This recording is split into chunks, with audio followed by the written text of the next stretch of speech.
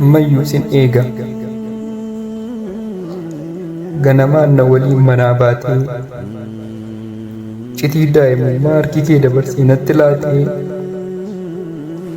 jedhanii saba keetiif jooruutti kaatee achumaan irbaata rasaasaa taate.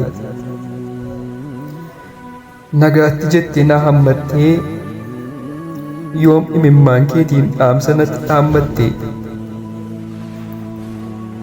Ani kee yooman hubadhee akka tachiin haftu utuu lamuu nan argin akka riba dhumaa raftu.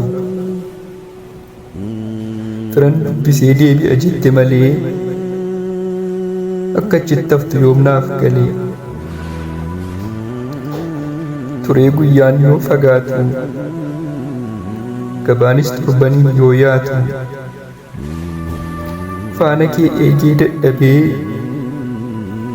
firaaf ormattis lallabee garuu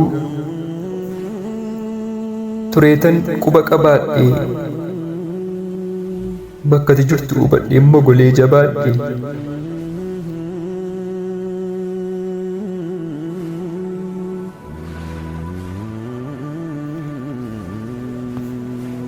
Namni hin duune wal arga jedhee guyyaatti galtu arguu fedhee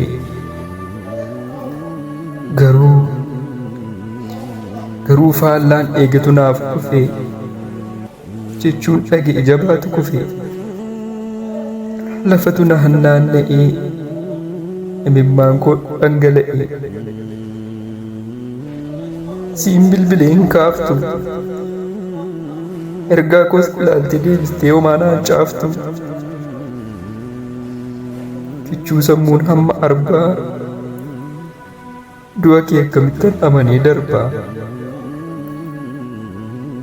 Madaa keetu na gugguba har'as akka madaa qubaa. Maaliif garaa jabaattee gadda kanatti ana laatte. Har'as dhuftaa kee eegaa yaada keenan sammuuf jeeqaa.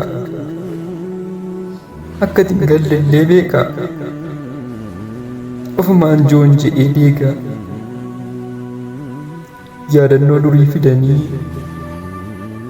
kunoo si biratti na hidhanii imimmaaniif na laatanii